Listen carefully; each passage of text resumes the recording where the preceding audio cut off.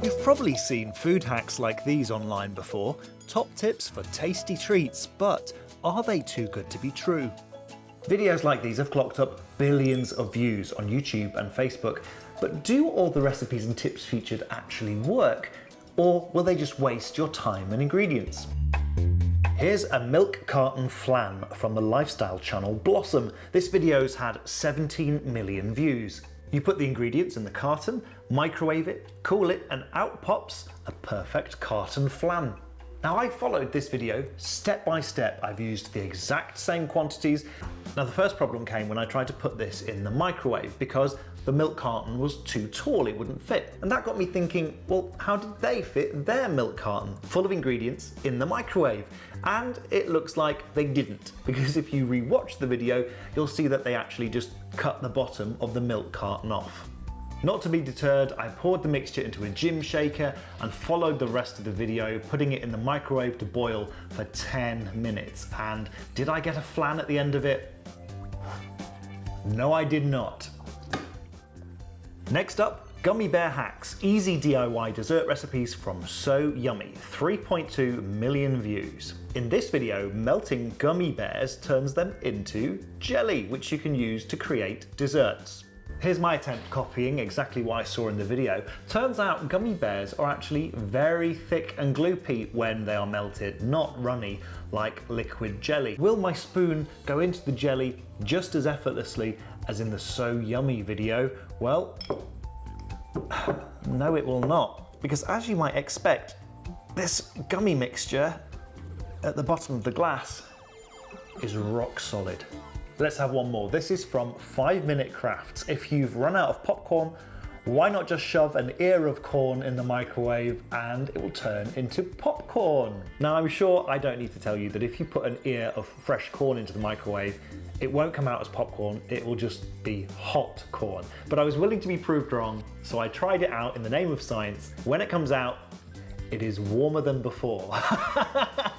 Now, I'm not the only person that's been intrigued by this. Anne Reardon is a food scientist and runs a cookery channel on YouTube, and she's been investigating too. It's the fake news of the baking world. This is faked baking. And the reason why that works is it's more clickable, and clickbait content is what's currently working on the YouTube algorithm and apparently also working on Facebook as well. Now, Anne's been trying out a lot of these recipes on her YouTube channel too. There's one on So Yummy where they make cake frosting out of strawberry ice cream, and Anne tried it, it didn't work. I've also tried it and it doesn't work. Having a food science degree, I know what properties different things have and whether that would actually work or not. It's actually not possible to whip up ice cream because the fat content isn't high enough. Even if you get the most luxurious ice cream you can get, it will not whip and it will not make frosting.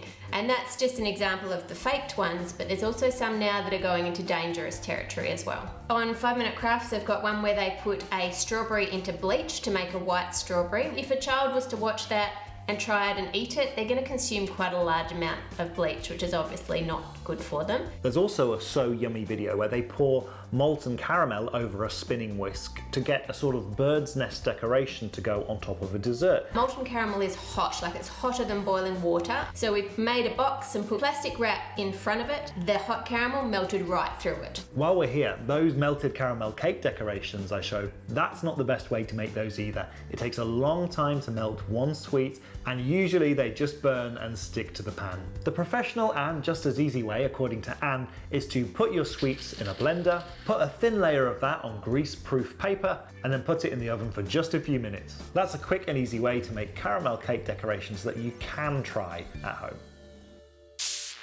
That was Chris, and Chris is here now. You didn't manage to bring me lunch though, did you? I should have saved you some of my sweaty egg flan. I'm not sure it looked that appetising. What did the companies have to say? Well, 5 Minute Crafts, which made the popcorn video that didn't pop, they didn't reply to my email. And First Media, which runs the So Yummy and Blossom channel, well, they invited me to the studios in LA to prove that the recipes work, but they said I couldn't film them doing it. And they told me that they only put recipes in the videos that do work, although I suspect not as shown in the videos, because we tried it and they didn't work. And the food scientist, Anne, she said some of the recipes, there's no way they would work, even if you followed the instructions and used the most luxurious ingredients. So why are people so busy sharing these videos? I think they are obviously very visual, the videos are very nicely produced, and the companies would say the purpose of this is entertainment, they're to give you maybe cooking ideas and inspiration, and crucially, probably most people that watch these videos aren't actually going to try the recipes, they just like the visuals. Clearly, and this is what happened when I asked Kevin a locker at YouTube about this. Viewers seem to love these videos and share them a lot, but they're clearly not actually trying to make the food.